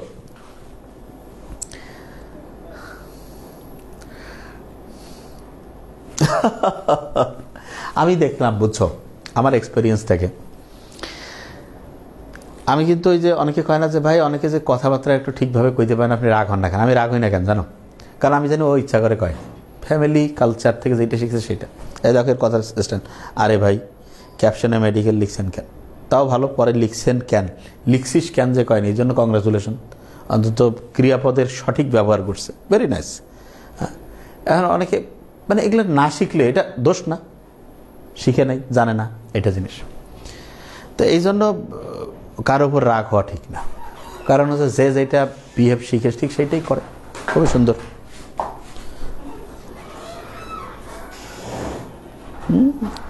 আচ্ছা, তাহলে কোনটির বিষ খাওয়ার ফলে শরীরের জয়েন্টে তীব্র ব্যথা হয়? তীব্র ব্যথা বলো দেখি 14 নম্বরটা। অনেকে উত্তর করে ফেলছে ক্যাডমিয়াম, ঠিক না? ক্যাডমিয়ামের কারণে শরীরে তীব্র ব্যথা হয়। Okay fine. গ্রাহামের ব্যাপন সূত্রের জন্য কোন সমীকরণটি সঠিক নয়, মানে মিথ্যা কোনটা? এটা করো তো দেখি, বলতে পারো কিনা? 15 নম্বরটা কোনটা মিথ্যা? পরশুদিন যাবে আইনে পরীক্ষা, এত পরীক্ষা আসলে মাঝখানে এই জন্য আমি বলি কি জানো, তোমরা যদি এতগুলো পরীক্ষায় দিবা, এই জন্য মানে পরীক্ষা যদি এতগুলোই দিবা, তাহলে আগের থেকে ওই অনুযায়ী তোমরা কেন এটা করো না? যে হ্যাঁ ঠিক আছে আমি এতগুলো পরীক্ষা দিব, তাহলে প্রত্যেকটা অন্তত একটা জায়গায় পরীক্ষা দেওয়ার আগে মিনিমাম আমার মনে হয় ওই জায়গার ওই স্টাইলে মিনিমাম 5টা পরীক্ষা দেওয়া উচিত। মানে একেবারে মানে এটা হচ্ছে কি ওই যে মানে একেবারে বুঝছো কি ওইটা কি বলবো, এটাকে অনেকটা যে ভাই না কোনো ইনকাম নাই তারপর দিনে এত টাকা ইনকাম বলি না আমরা, এরকম। আচ্ছা তাহলে আর সমান হচ্ছে K into by root over D, ঠিক আছে। আর 1/r2 root over d2 by d, আর 1/r2 root over m2 by আর 1/r2 root over d1 by d2, এটা হচ্ছে মিথ্যা। তাহলে ডি নাম্বারটা যেটা রয়েছে এটা হচ্ছে মিথ্যা। ওকে, তাহলে ইনশাল্লাহ আমার মনে হয় এটা বুঝতে পারছি আমরা। আচ্ছা এবার আমরা আরেকটা সাবজেক্টে চলে যাই, সেটা আমরা যেতে পারি উদ্ভিদ শারীরিক তত্ত্বতে একটু যাই, ঠিক না? প্রত্যেকটা অধ্যায় একটু একটু করে আমরা পড়ি, তাহলে দেখবো যে আমাদের আল্লাহর মধ্যে ভালো লাগতেছে। দুইটা হচ্ছে সাবজেক্ট চলে আসলো। দেখো পড়ার ক্ষেত্রে না একটু মজা করে পড়তে হবে প্রত্যেক দিন। যে হ্যাঁ বইগুলো আমরা আমাদের যে খ ইউনিটের যে বই তোমরা পেয়েছো এই জিনিসটা খুব মজার হবে তোমাদের। হচ্ছে যে জাহাঙ্গীরনগরের পরীক্ষার পরে ওইখানে তো সব কোশ্চেন্স আমরা সুন্দর করে দিয়ে দিয়েছি, যে আমি শুনবো তোমাদের কাছে যে এগুলা তোমাদের জন্য কতটা ইফেক্টিভ হইল, ঠিক আছে? ওকে, এই জিনিসগুলো কিন্তু আমরা বলবো যে কতটা ইফেক্টিভ তোমার জন্য হইলো আল্লাহর মধ্যে। দেখি আমরা ইনশাআল্লাহ। খুবই মজা, কিন্তু পড়াটা হেভি মজার একটা জিনিস, প্রত্যেক দিন পড়তে হবে, প্রত্যেক দিন, তাইলে না মজাটা দেখিও তো রেজাল্ট অবশ্যই ভালো হবে। আচ্ছা তাহলে আমরা শুরু করি। উদ্ভিদের পুষ্টির জন্য মাইক্রো এলিমেন্ট, আচ্ছা ম্যাক্রো আর মাইক্রো খেয়াল আছে। ম্যাক্রোগুলো হচ্ছে প্রত্যেকে তোমরা জানো 20-এর আগ পর্যন্ত, তার মধ্যে হচ্ছে ওই যে 5 আর হচ্ছে 17 এই দুইটা বাদ, এই দুইটা ব্যতিক্রম, এই দুইটা হচ্ছে 20-এর আগে হওয়ার পর এটা মাইক্রো। বোরন আর হচ্ছে কি বলে ক্লোরিন, আর কি বলে বোরন আর এটাকে কি বলে 17 নম্বরে কি আছে, ঠিক আছে ক্লোরিনই হওয়ার কথা, বোরন আর ক্লোরিন। ওকে ফাইন, 17 নম্বর মৌলিক পদার্থ, হ্যাঁ অ্যাবসলিউটলি।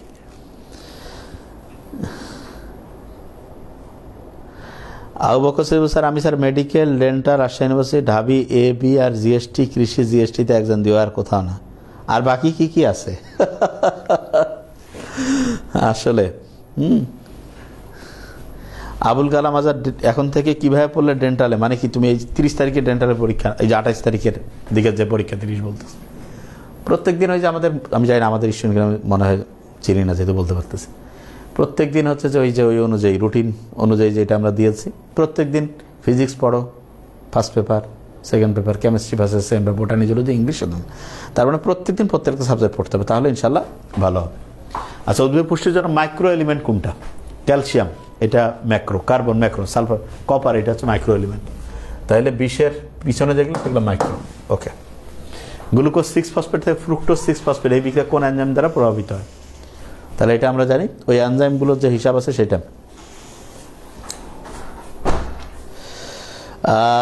রাজশাহী আর কুমিল্লা, অবশ্যই রাজশাহী তো ভালো হবে, মানে এটা এটা তাহলে গ্লুকোজ 6 ফসফেট আর ফ্রুক্টোজ 6 ফসফেট এই বিক্রিয়া কোন এনজাইম দ্বারা প্রভাবিত হয়? তাহলে সে কেউ বলবে যে ভাই এটা গ্লুকোজ ফ্রুক্টোজ এটা আইসোমার না, তাহলে আইসোমারেস। তাহলে এনজাইমগুলোর নাম খেয়াল রাখবো, কি বলো? আইসোমারেস। কোষের রসে হাইড্রোজেনের পরিবর্তে নিম্নে কোন আয়ন পাওয়া যায়? আচ্ছা তাহলে কোষের রসে হাইড্রোজেনের পরিবর্তে নিম্নে কোন আয়ন? তাহলে হাইড্রোজেন ধনাত্মক, তাহলে এইরকম আর কোনটা ধনাত্মক আসতে পারে? কোন আয়ন? তাহলে পটাশিয়াম। যে কেউ বলবে হ্যাঁ ভাই পটাশিয়াম হওয়ার কথা, তাহলে পটাশিয়াম যেটা রয়েছে আয়ন হচ্ছে এটা পাবা। আচ্ছা ফার্মেন্টেশনের ক্ষেত্রে কোন উক্তিটি সত্যি? তাহলে ফার্মেন্টেশন যেটা আমরা জানি যে ওই বস্তুর মধ্যে যে অবাধ শ্বসন সেটাকে আমরা ফার্মেন্টেশন বলি, ঠিক না? ওকে, তাহলে এটা কি হইতে পারে? দেহের অভ্যন্তরে গ্লুকোজ ব্যবহৃত, মোটেই না। কোষের মধ্যে সম্পন্ন হয় না, এটা এক প্রকার অবাধ শ্বসন, ঠিক আছে, জলীয় মধ্যে ঘটে না, এটা মিথ্যা কথা। এটা হচ্ছে কোন উক্তিটি সত্য? এটা হচ্ছে এটি এক প্রকার অবাধ শ্বসন। আচ্ছা, নিচের কোনটি চলনশীল লিপিড? তাই তুমি খেয়াল করে দেখো, ওই যে তোমার ইলেকট্রন ট্রান্সপোর্ট সিস্টেমে যে 6টা বাহক আছে, খেয়াল আছে? যে ওই যে ফিওফাইটিন, প্লাস্টোকুইনন, প্লাস্টোসায়ানিন, খেয়াল আছে না, সাইটোক্রোম, এই যে 6টা যে বাহক আছে সেই বাহকগুলোর যে বৈশিষ্ট্য এটা কিন্তু খুবই ইম্পর্টেন্ট, এখান থেকে কিন্তু প্রশ্ন হবে। ওকে, আচ্ছা ফেরিডক্সিন, প্লাস্টোসায়ানিন, প্লাস্টোকুইনিন, তাহলে চলনশীল লিপিড। তাহলে লিপিড কোনটা? যে কেউ বলবে যে ভাইয়া চলনশীল লিপিড হচ্ছে প্লাস্টোকুইনন। কুইন হচ্ছে ওই যে রানী যেটা, ওটা চকলেট খায় না, চকলেট হচ্ছে চর্বি, তাহলে প্লাস্টোকুইনন। ওকে, আচ্ছা, পাতায় ক্লোরোফিল অণু সৃষ্টির জন্য কোন মৌলটি অপরিহার্য? ক্লোরোফিলের জন্য মায়ের হেল্প লাগবে, মা হচ্ছে ম্যাগনেসিয়াম, তাইলে ক্লোরোফিল অণু সৃষ্টির জন্য কোন মৌলটি অপরিহার্য? ম্যাগনেসিয়াম। ওকে, চক্রীয় ফসফরাস জন্য কোনটি সত্য না? তাহলে চক্রীয় আর অচক্রীয় যে আছে এইটার মধ্যে যে বৈশিষ্ট্যগুলো আছে এখান থেকে তো প্রশ্ন আসে। তাহলে চক্রীয় হচ্ছে সোর, সোর হচ্ছে বাহকের প্রয়োজন হয়, বাকি সবগুলো নেগেটিভ, সোর আমরা চাই না, আর অচক্রীয় হচ্ছে সবগুলো পজিটিভ। তাহলে দেখি কোনটা সত্য না, মানে মিথ্যাটা। এনএডিপি বিজারিত হয় না, ঠিক আছে, চক্রীয়। অক্সিজেন উৎপন্ন হয় না, ঠিক আছে। এরপরে ফটোসিস্টেম অংশগ্রহণ করে, ঠিক আছে। পানির প্রয়োজন হয় না, দিছে হয়, তাহলে এটা মিথ্যা। তাহলে চক্রীয় ফটোফসফোরাইলেশন অচক্রীয় ফটোফসফোরাইলেশনের পার্থক্য থেকে কিন্তু পরীক্ষা প্রশ্ন আসবে। ওকে, আচ্ছা, তারপরে দেখি আর ক্লোরোফিলের সাথে সূর্য আলো ব্যবহার করে এটিপি থেকে এটিপি সৃষ্টি, তাহলে এটা আমরা প্রত্যেকে জানি ফটোফসফোরাইলেশন বলে। যে কেউ বলবে হ্যাঁ ভাই এটা তো খুবই সহজ, ফটোফসফোরাইলেশন। ওকে, ফাইন। এরপর নিচের কোনটি ম্যাক্রোনিউট্রিয়েন্ট? ম্যাক্রো মানে বুঝছো তো 1 থেকে 20-এর মধ্যে। ম্যাঙ্গানিজ এটা তো 20-এর পিছনে আছে, মাইক্রো। নাইট্রোজেন এটা 20-এর মধ্যে, এটা ম্যাক্রো। ওই যে খেলা আছে তো MGK cafe for night chops, আর ওই যে এটা ম্যাক্রো। আর মাইক্রো হচ্ছে তানিম অ্যামাজিং ম্যাচটিকে বোরিং করে দিল, বোরিং ম্যাচটিকে অ্যামাজিং, যেভাবে বলো। কপার এটা হচ্ছে মাইক্রো, লৌহ আয়রন এটা মাইক্রো। তার মানে নাইট্রোজেন যেটা এটা হচ্ছে ম্যাক্রোনিউট্রিয়েন্টস। কোনটি হচ্ছে রূপান্তরিত ক্লোরোফিল? রূপান্তরিত হচ্ছে মারামারি হয়েছে, তাহলে মারামারি হচ্ছে ফিওফাইটিন, তাহলে ফিওফাইটিন, ঠিক না? তাহলে রূপান্তরিত ক্লোরোফিল এ অণু ফিওফাইটিন। তাহলে এগুলো প্রত্যেকটার বৈশিষ্ট্য ভালো রেখে খেলাম। তাহলে দেখো দেখো অল্প অল্প করে পড়লে কিন্তু পড়া হয়ে যায়, ঠিক না? একটু মানে টার্গেট নিতে হবে, আমি পড়বো, দেখবো যে পড়া হয়ে গেছে অল্প অল্প করে। যাক, তাহলে আমরা মোটামুটি আর একটা সাবজেক্ট একটু পড়তে চাই, কয়েকটা MCQ একটু অ্যানালাইসিস করবো আমরা। সেটা কি? ফিজিক্সে একটু যাই। ফিজিক্সে আমরা চলতরিৎ স্থির তড়িৎ যে আছে না, সেই অধ্যায়টার একটু আমরা যে মোস্ট ইম্পর্টেন্ট MCQগুলো সেটা আমরা দেখবো। ওকে, আচ্ছা, দেখি এটা 220 ভোল্ট 40 ওয়াট বাল্বের মধ্যে দিয়ে কী পরিমাণ তড়িৎ প্রবাহিত হবে? দেখি এটা বলতে পারছো কিনা, এটা কার কার মাথায় আছে? তাহলে যে পরাণের ভাই আছে না, P = VI, যেটা বললো হ্যাঁ ভাই ঠিক আছে, পরাণের ভাই P = VI।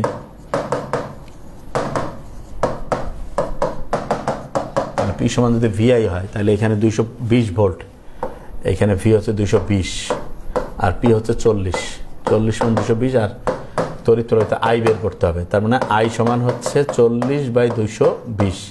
0 0 কাটলাম, উপরে 2, নিচে 11, 2কে 11 দিয়ে ভাগ করলে 0.2 এরকম হবে ডি নাম্বারটা। হ্যাঁ, রূপান্তর ইম্পর্টেন্ট জিনিসগুলো পড়লে ইনশাল্লাহ দেখবো যে সব জায়গাতেই ভালো একটা প্রিপারেশন থাকে। ওকে, নিচের কোন যন্ত্রের সাহায্যে বিভব পার্থক্য তড়িৎচালক শক্তি নির্ণয় করা যায়? তাহলে বিভব পার্থক্য এবং তড়িৎচালক শক্তি, হ্যাঁ, তাহলে যে কেউ বলবে গ্যালভানোমিটার মোটেই না, পটেনশিওমিটার, এটা দেওয়া ভোল্টেজ এবং তড়িৎচালক শক্তি দুইটা বের করা যায়।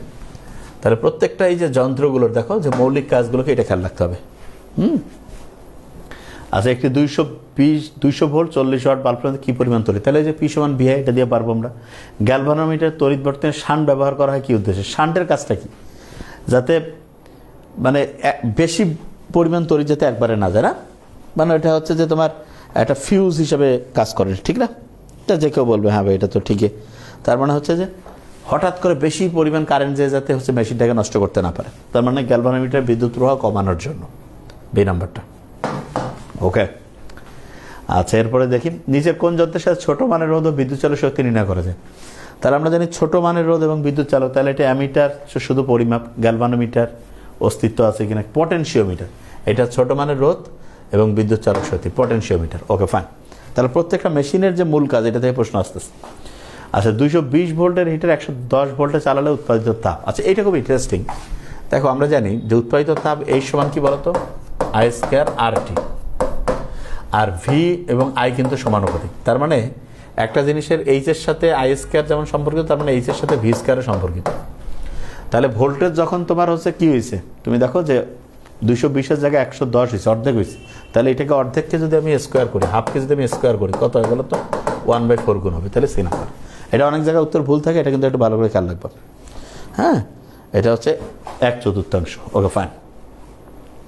দুটি সমান্তরাল তার দিয়ে একই দিকে বিদ্যুৎ প্রবাহিত, তাহলে একই দিকে যদি দুইজনে যাও তাহলে কি করবে? আকর্ষণ, দুইজনে একই রাস্তার পথিক, ঠিক না? তাহলে এটা কি হবে বলতো, একে অপরকে আকর্ষণ করে। একই দিকে বিদ্যুৎ প্রবাহিত হলে একে অপরকে আকর্ষণ করে। ওকে, ফাইন। 250 ভোল্ট সম্পূর্ণ বিদ্যুৎ লাইনের সাথে, তাহলে 250 ভোল্ট সম্পূর্ণ বিদ্যুৎ লাইনের সাথে সংযুক্ত হিটারের কাজ করতে 8 অ্যাম্পিয়ার, তাহলে এটা হচ্ছে V এটা হচ্ছে আই, তাহলে হিটারের ক্ষমতা, তাহলে পরাণের ভাই পি সমান ভিআই। তাহলে বলছে যে ক্ষমতা কত, তাহলে ভি হচ্ছে 250, আই হচ্ছে 8, তাহলে হচ্ছে 2000 হবে, 2000 ওয়াট। তাহলে 2000 ওয়াট কোথাও আছে, আছে, ভেরিফাই। এটা হচ্ছে 8 নম্বর, ডি নম্বরটা। ওকে, মাথায় আসতেছে তো ইনশাল্লাহ। আচ্ছা, প্রস্থচ্ছেদের ক্ষেত্রফল দ্বিগুণ করা হলে রোধ কি পরিমাণ হবে? তাহলে আর দিয়ে আমরা জানি আর সমানুপাতিক হচ্ছে এল ভাগ এ। বলছে ক্ষেত্রফল দ্বিগুণ, তাহলে এটা দ্বিগুণ, তাহলে হাফ হচ্ছে, তাহলে হচ্ছে অর্ধেক হচ্ছে। আর একটা আমরা করব, কোন পরিবাহী রোধ কিসের উপর নির্ভরশীল না। রোধের ক্ষেত্রে তুমি খেয়াল রাখবা যে এটা আর সমানুপাতিক হচ্ছে এল ভাগ এ। এটা হচ্ছে দৈর্ঘ্যের সমানুপাতিক, প্রস্থের ক্ষেত্রফলের ব্যস্তানুপাতিক, তাপমাত্রা, উপাদান এগুলোর উপর করে, কিন্তু চাপের উপর মোটেই নির্ভরশীল নয়। ওকে, আমার মনে হয় ইনশাআল্লাহ প্রত্যেকের মাথায় চলে আসছে যে হ্যাঁ ভাই এটা এরকম করে কাজ করবে। তাহলে দেখো আমরা চারটা চ্যাপ্টারে একটু একটু আলোচনা, মানে একটু এমসিকিউগুলো যেগুলো মোস্ট ইম্পর্ট্যান্ট, হ্যাঁ, এটা আমরা দেখলাম। তাহলে কি কি দেখলাম সেটা আমি একটু আরেকবার প্রথম থেকে বলি। যে আমরা প্রথম যেটা চ্যাপ্টার পড়ছি আলোচনার মধ্যে এমনিতে আজকে এমসিকিউ আনছিলাম, সেটা হচ্ছে যে তোমার মানবদেহ চালনা, অঙ্গ চালনা। সেখানে আমি বলছি যে তোমার করটিকার যে অস্থি, স্টেপ অফ 6, তারপর হচ্ছে এটা কি মুখমণ্ডলের, ওটা হচ্ছে মামার জানালায় ভ্রমর দেখতে পাই। তারপর হচ্ছে হাতের যে কার্পাল এবং পায়ের যে টার্সাল, হাতের হচ্ছে she looks too pretty try to catch, আর পায়েরগুলোর কি ছিল, ওই যে কালো টাকা কি না করে, ঠিক না? ওকে, ফাইন। এরপর আমরা বলছিলাম যে বিভিন্ন রকমের যে তরুণাস্থির প্রকারভেদ আছে, স্বচ্ছ বা হায়ালিন, তারপর স্থিতিস্থাপ বা পিত্ততন্তুময়, শ্বেততন্তুময়। এরপরে যেটা আমরা বলি যে ওটাকে বলে চুনমা বা ক্যালসিফেট। আচ্ছা, তারপরে কি আছে ওইখানে তুমি ঐচ্ছিক, অনৈচ্ছিক, এরপরে হৃৎপেশির যা আছে সেটা পড়বা। এরপরে কয়েক রকমের যে লিভার আছে সেই জিনিসটা পড়বা। আচ্ছা, এরপরে যেটা আমরা বলবো সেটা হচ্ছে তোমার মাথায় রাখতে হবে যে এরপরে মোস্ট ইম্পর্টেন্ট যেটা, সেটা হচ্ছে আমরা কেমিস্ট্রিতে হচ্ছে পরিবেশ রসায়ন, সেইটার কিছু এমসিকিউ অ্যানালাইসিস করছি। বিভিন্ন যে স্তরগুলো আছে সেইটা, পানির যে বৈশিষ্ট্য আছে, কোনটার কারণে কি হয়, আর্সেনিকের যে ব্যাপারটা, ভ্যান ডার ওয়ালসের যে সমীকরণ আছে, P plus N square V square V minus N V সমান এনআরটি, হ্যাঁ, বা পিভি সমান এনআরটি। তারপরে ব্যাপন হার কোনটার বার কমে, তারপরে আরএমএস কোনটার বেশি কম, এই জিনিসগুলো খেয়াল রাখতে হবে। আচ্ছা, private medical, private army medical কোনটা, এগুলা কাছাকাছি, এগুলোর মধ্যে ওই এ সমান ভি, এটা তোমার কাজ সব কিছু মিলে তোমার সাথে খেয়াল রাখতে হবে যে মেডিকেলের ক্ষেত্রে গভর্নমেন্টে পড়লে তোমার ফ্যাসিলিটিটা কি, যে কোনো নেই, মানে গভর্নমেন্ট বলতে এটা একটা অবজারভেশন যে মেরিটেটিক্সে এটা একটা পজিটিভ দিক। তো প্রাইভেটে বললে কেউ ভালো করতে পারে না, পারে বেসিকলি। এরপরে তুমি ট্রিটমেন্ট তুমি কি শিখবা, কিভাবে ব্যবহার তুমি রোগীর সাথে করবে, এগুলো হচ্ছে শেখার বিষয়। হ্যাঁ, অনেকে মনে করে যে এই মেডিকেলে পড়লে ভালো, হ্যাঁ, তুমি সুযোগ পাইলে তুমি যত তোমার মেরিট পজিশন ভালো সেখানে পড়লে সেটা, কিন্তু আলটিমেটলি এটা ডিফার ওরকম করে না। আচ্ছা, এরপরে যেটা রয়েছে সেটা হচ্ছে যে তোমার ওটাকে যেটা বলি আমি, এরপরে আমরা পড়লাম হচ্ছে তোমার বোটানির ক্ষেত্রে হচ্ছে ইয়াওতাটা, ওটা কি বলে দেখছো, এখন এই ব্রেইনের অ্যাক্টিভিটি দেখছো। প্রথমে পড়লাম বোটানি, পড়লাম উদ্ভিদ সাহিত্যতত্ত্ব। তো উদ্ভিদ সাহিত্যতত্ত্বে হচ্ছে খেয়াল রাখবা যে তোমার যে ইলেকট্রন ট্রান্সপোর্ট সিস্টেমে যে 6টা বাহক সেইটা, তারপরে গ্লাইকোলাইসিস যে বিভিন্ন এনজাইমগুলো আছে সেটা, সবাত অবাশ্বাসন, তারপরে হচ্ছে যে ওইটাকে যেটা বলে ফার্মেন্টেশন, এটা, এই জিনিসগুলো খেয়াল রাখবা। আচ্ছা, হ্যাঁ, আসলে বিসিএস করার পরে কেউ জিজ্ঞেস করবে না যে কে কোথায় পড়ছে না পড়ছে, এটা নিয়ে কোনো ফ্যাক্ট না। আচ্ছা, হ্যাঁ,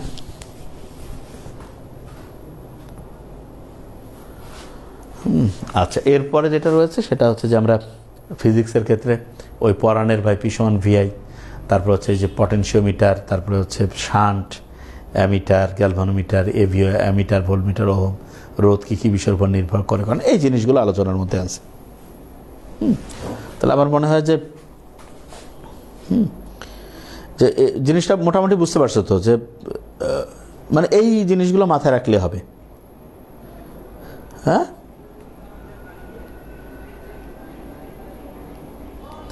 বুঝতে পারছো আমি কি বলছি? আচ্ছা, আরেকটা জিনিস এখানে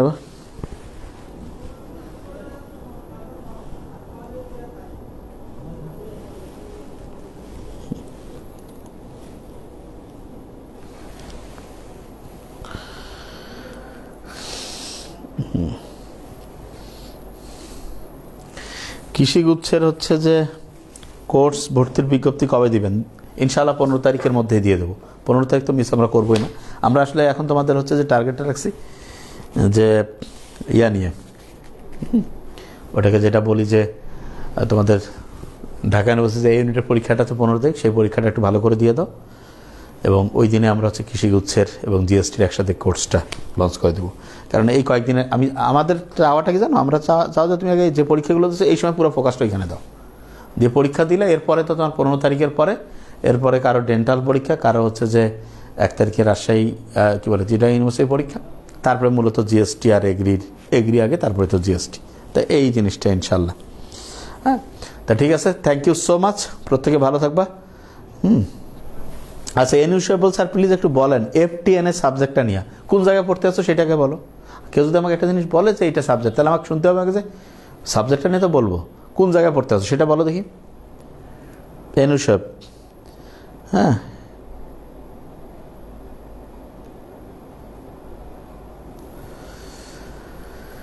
আহমেদ শাহজেব সুদেব স্যার, আপনাদের এখানে কি স্যার মেডিকেল প্রশ্ন ব্যাংক আছে মনে রাখার ট্রিক সহ? আমাদের মেডিকেলে 24টা বই আছে, কিন্তু যারা আমাদের আচ্ছা ক্লাস দেখতে হবে, ট্রিক্স দেখলে চাইতে ব্যাপার হচ্ছে যে পড়াটা মাথায় রাখতে হবে। আবার মেডিকেল কোশ্চেন ব্যাংক আছে ট্রিক সহ।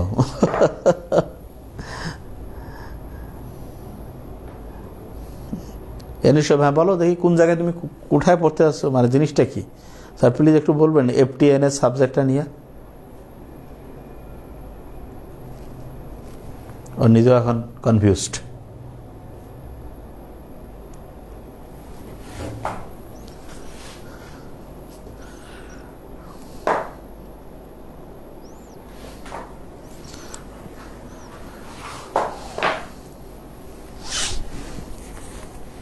টাইম ইজ পাসিং ফাস্ট, এই জন্য আমি বলছি যে আগে ইয়াতে করবো। ঠিক আছে, মানে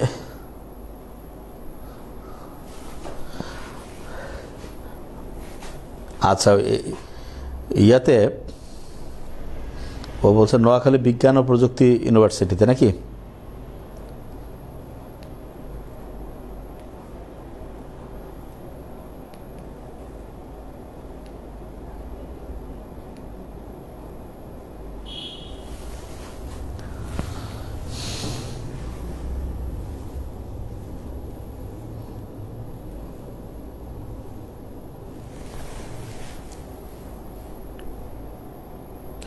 দেখো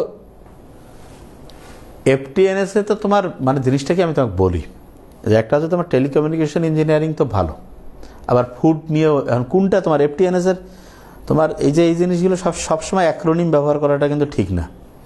তুমি যে এখন বলছো যে FTNS, আর এটা কি ফুড অ্যান্ড টেকনোলজির সাথে না কি এটা, নাকি এটা তোমার হচ্ছে যে মানে হচ্ছে টেলিকমিউনিকেশনের সাথে, কোনটা জিনিসটা ক্লিয়ার করলে কি মানে সমস্যা হয়?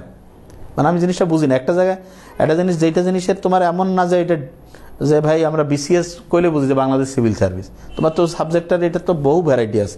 কোনটা করছো নোয়াখালী বিজ্ঞান প্রযুক্তি, তাহলে বোধহয় সম্ভবত টেলিকমিউনিকেশন ইঞ্জিনিয়ারিং এটাই বোধহয় হবে সম্ভবত, মনে হচ্ছে যা। এখন আসলে কি ওইটা কিনা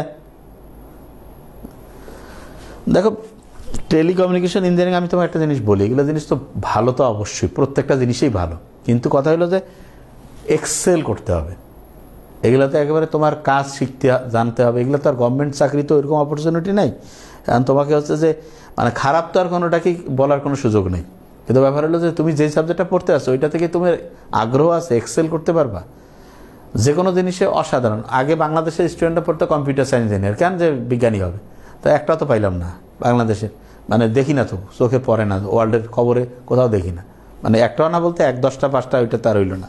তো জিনিসটা হইলো হ্যাঁ জিনিসটা এখন ওই যে FTNS দিয়ে ও দিয়ে দিছে। এখন এটা কি তোমার হচ্ছে টেলিকমিউনিকেশন ইঞ্জিনিয়ারিং এর কথা বলতেছো, নাকি হচ্ছে তোমার ফুড অ্যান্ড হচ্ছে যে নিউট্রিশন এরকম কোনো সাবজেক্টের সাথে রিলেটেড কি বলতেছো, এটা একটু ক্লিয়ার বুঝাইলে তাহলে জিনিসটা ক্লিয়ার হয়, বুঝতে পারছো? স্যার নিউট্রিশন বিষয়, এখন দেখো যে নিউট্রিশন বিষয়, তাহলে তুমি চিন্তা করো যে এটা কি তাহলে কি হইতো, আমি এখন তাহলে কি করতাম যে ও কি আসলে ওগুলো নিউট্রিশন। নর্মালি মনে হচ্ছে বিজ্ঞান ও প্রযুক্তির নিউট্রিশন কেন? আচ্ছা, এখন বলি নিউট্রিশন অবশ্যই ভালো, কিন্তু খেয়াল রাখবা এখন নিউট্রিশন নিয়ে তুমি এটা পড়লা, আমরা ডক্টর, আমাদের নিউট্রিশন একটা অংশ।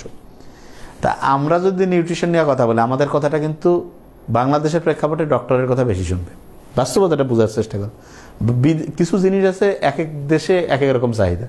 নিউট্রিশনিস্ট অবশ্যই খুব ভালো জিনিস, কিন্তু বাংলাদেশে মানুষ ভাই নিউট্রিশন ডাক্তার যেটা কবে সেইটাই, ওর বাইরে আসলে মানে বিদেশে কিন্তু নিউট্রিশনিস্টও আছে। কিন্তু মজার ব্যাপার কি যে তোমার দেশের পার্সপেক্টিভটা বুঝতে হবে। অবশ্যই ভালো সাবজেক্ট, এটা ভালো, কারণ সামনের দিনগুলো নিউট্রিশনের উপরে হিউজ কার্যক্রম আছে। কিন্তু ওই যে যেটা বললাম যে এগুলো তো হচ্ছে তোমার নিজের স্কিল থাকতে হবে।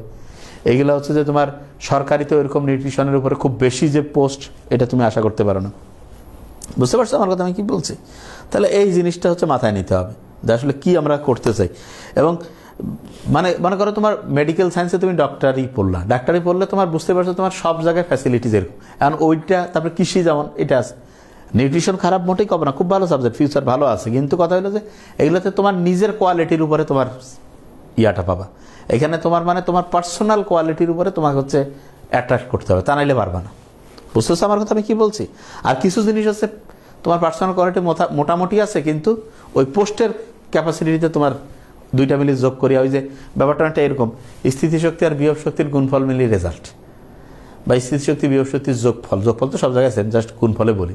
আর মনে করো যে তোমার সাবজেক্টের একটা ভ্যালু তো থাকেই, যে সাবজেক্টের ভ্যালু বলতে সব সাবজেক্টে ভালো, কিন্তু কোন সাবজেক্টটা দিয়ে সহজে আমি এক কথায় মানুষের উপকারের সাথে একটা জিনিস আছে, উপকার তো করতে পারলে অবশ্যই খুব ভালো। যখন উপকার করবো অটোমেটিক টাকাও আসবে, সামনে টাকা পয়সা এটা কোনো বিষয় হবে না ইনশাআল্লাহ মানুষের। হ্যাঁ, তো এই ব্যাপারগুলো আসলে কাজ করে। অবশ্যই ভালো সাবজেক্ট, ভার্সিটিতে যেই সাবজেক্টই পাও অবশ্যই ভালো। এটা মানে ভার্সিটিতে পড়তে পারলে অবশ্যই গভর্নমেন্টের সাথে থাকলে তোমার ওই যে আমি বারবার যেটা বলি যে এগুলোতে তোমার মানে হচ্ছে লেগে থাকতে হবে। তুমি যদি অসাধারণ কিছু করো, আজ ওই কজ হবে আমি তুমি চাকরি করবো, তুমি নিউট্রিশন জ্ঞান যে কোনো সাবজেক্টে পরে বিসিএস দিয়ে যদি তুমি আসতে পারো, পিএসসি থেকে শুরু অনেক চাকরি আছে। তো এইগুলো জিনিস হচ্ছে তুমি লেগে থাকতে পারবো তো। পড়াশোনা যেই সাবজেক্টে যাও, তুমি যদি মনে করো যে হ্যাঁ যে আমি এইটাতে গেলাম আর আমি রিল্যাক্স করবো, তাহলে দোলনা থেকে কবর পর্যন্ত হচ্ছে শিক্ষার্জন।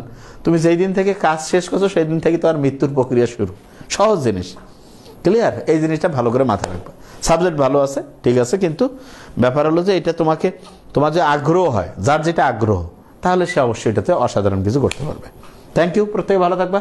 আল্লাহ বাঁচায় রাখলে কালকে থেকে ইনশাল্লাহ আমরা ঢাকা ইউনিভার্সিটির ইউনিটের হচ্ছে যে ফিজিক্সের লেকচার এবং তার সাথে যেটা ওই যে নিয়ে আসবো ইনশাল্লাহ, রিটেনেরও হচ্ছে আলোচনা করবো। Thank you so much. আসসালামু আলাইকুম।